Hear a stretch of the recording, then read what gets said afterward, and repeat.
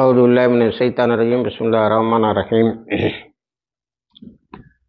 அன்பார்ந்த நேயர்களே, பலஸ்தீன் மீட்புப் போர் 654வது நாளை எட்டியிருக்கிறது.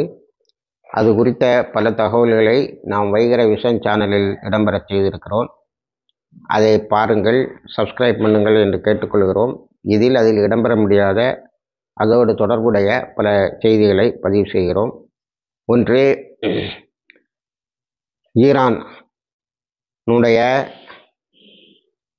அணு ஆயுத சோதனைகளை பற்றிய பேச்சுக்கள் ரஷ்யாவில் நடந்து கொண்டிருக்கின்றன. ரஷ்யாவும் சைனாவும் சேர்ந்து தெஹ்ரானில் நடந்து கொண்டிருக்கிறது.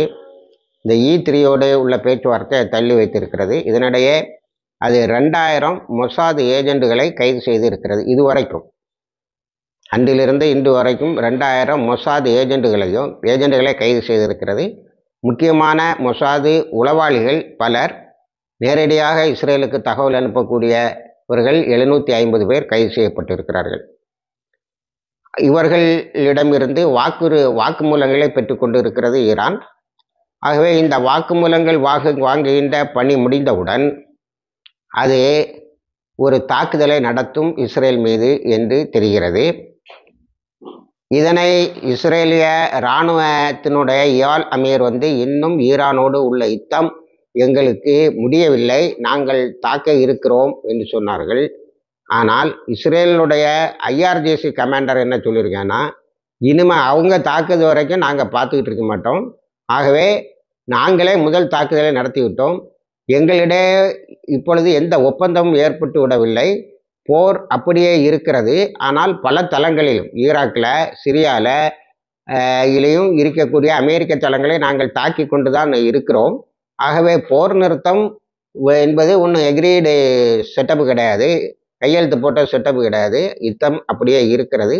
இஸ்ரேல் தாக்குதலை நிறுத்தி இருப்பதால் நாங்களும் டெம்பரரியாக நிறுத்தி இருக்கிறோம். நாங்கள் நிறுத்தினதோட மிக முக்கியமான நோக்கம் என்னவென்று சொன்னால், ஈரானுக்குள்ளால் புகுந்திருக்கக்கூடிய மொசாத் ஏஜெண்டுகள் அத்தனையும் களை எடுப்பது. அதில் பெரும்பகுதியை நாங்கள் களை எடுத்து விட்டோம். இந்த 2000 பேருடைய வாக்குமூலங்களில் இருந்து கிடைக்கக்கூடிய மீதி உள்ளவர்களையும் நாங்கள் கைது செய்து விட்டால் Iran will be Mossad free. இருந்தாலும் நாங்கள் எங்களுடைய கண்காணிப்புகளை, மொசாதுகளே இல்லை என்ற நிலை வந்தாலும் நாங்கள் கண்காணிப்புகளை தகர்த்த மாட்டோம். அதே நேரத்தில் இஸ்ரேலை தாக்க தயாராக இருக்கிறோம் என்று சொல்லியிருக்கிறார்கள். அந்த தாக்குதலுக்காகவே நாங்கள் குவாட் கேரியர் ராக்கெட் என்று ஒன்றை அனுப்புவதற்கான சேட்டலைட் விண்கோள் ஒன்றை அனுப்பியிருக்கிறார்கள். அந்த விண்கோள் வான்வெளியில் வெற்றிகரமாக போய் பதிந்து விட்டது என்று சொல்லுகிறார்கள். ஆகவே இது ஒரு புது யுக்தியாக இருக்கும் என்பது இராணுவ நோக்கர்களுடைய கருத்து. அடுத்தது, ஈரானுக்கும் ரஷ்யாவுக்கும் உள்ளாலான இந்த நேவல் ட்ரில், நேற்று நம்ம சொன்னது இன்னைக்கு தொடங்கி விட்டார்கள். அந்த நேவல் ட்ரில் போயிட்டுருக்கு. அதில் ஈரான் எல்லோரையும் அதிர்ச்சியில் ஆழ்த்துகின்ற அளவில் பல புதிய கப்பல் படைகளை இறக்கி இருக்கிறது. இவையெல்லாம் ஒன்று அமெரிக்காவை பயங்காட்டுவதற்கு, இன்னொன்று சொல்லியிருக்கிறது ஈரானுடைய வெளிவிவகாரத்துறை அமைச்சர் சொல்லியிருக்கிறார், அமெரிக்காவுடைய எல்லா கல்ஃப் அசட்ஸ், வார் அசட்ஸ், அமெரிக்காவினுடைய எல்லா வளைகுடா நாடுகளில் இருக்கக்கூடிய சொத்துக்களையும் இராணுவ தளங்களும் எங்களுக்கு மிகவும் எட்டும் தூரத்தில் இருக்கிறது, அவற்றை எப்போது வேண்டுமானாலும் நாங்கள் அளிப்போம் என்று சொல்லியிருக்கிறார்கள். ஆகவே இந்த ஃப்ராண்டில் அந்த யுத்தம் கனன்று கொண்டு இருக்கிறது.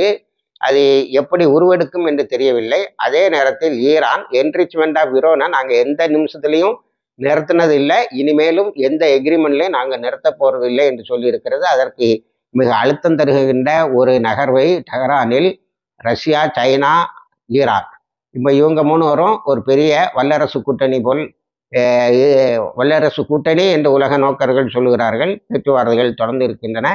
அதில் என்ன பேசுகிறார்கள், என்ன முடிவு எடுக்கிறார்கள் என்பதை நமக்கு இந்த நாளை மறுநாள் தெரியும்.